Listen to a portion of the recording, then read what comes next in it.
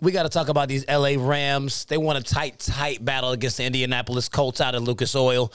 We saw Carson Wentz go down one more time to no one's surprise. It's 2 sprayed ankles. How do you spray both ankles? Both of them.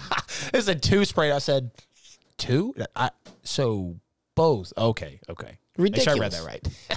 So, I mean, after watching this game, the little seesaw battle, the score made it look like it was a really tight game.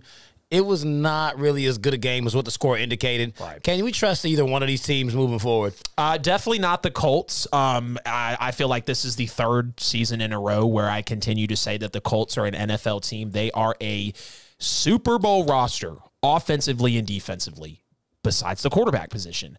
They are one of those teams like a Vikings, like, you know, I hate to say it, but of Falcons that have needed to move on. Like, there are those teams out there to where they have plenty of talent, at least on the offensive side of the football, to produce, but you're going to be held back by a quarterback situation. Like, Wentz was never the answer. I never thought he was going to progress enough to, you know, be the answer for this Colts team. And I want to see Wentz do well, and I know he's had, you know, a couple 200-plus yard games, hasn't looked terrible out there, but I still don't think he's going to take this Colts team to heights like we all expect. You know, they're still definitely underperforming this season.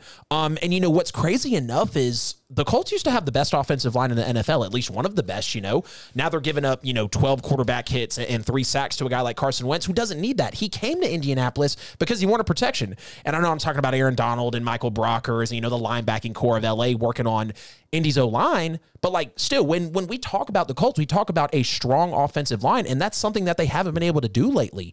And, you know, Stafford looks good with the Rams. I think him and McVay are looking trustable right now as much as they can, I guess, you know, through 2 weeks. Stafford's had some tests, you know, with defenses, but I think he's going to get a big test when we get into the weekend watch coming later on. Yes. And, you know, Sonny Michel's paying off already as a running back, which is really good. You know, they're wondering who is really going to be the true guy.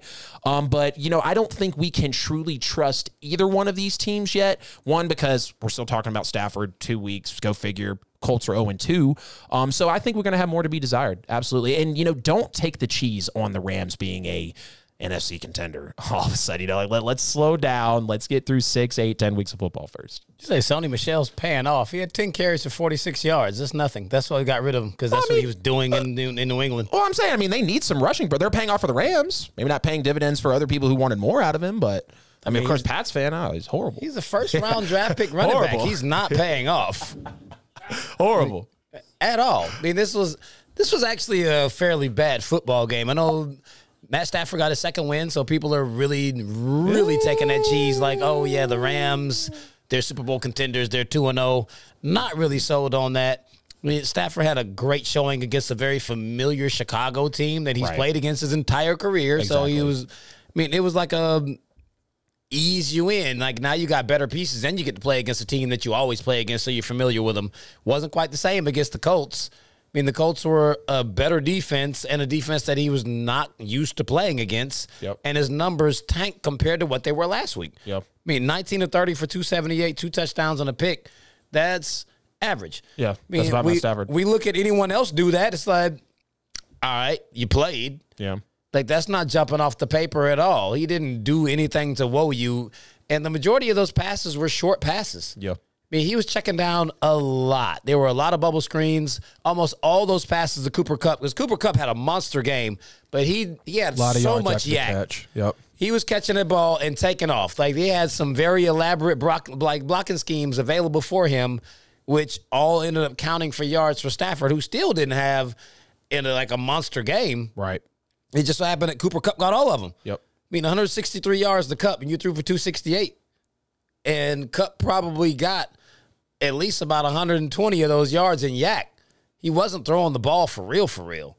And it's going to be worse next week. And, I mean, then he got bailed out by Carson Wentz. He threw a late-game interception to steal the game, because that's what Carson Wentz does. Yep. He gets hurt. He turns the ball over. That's why he's not playing for Philly anymore. Yep.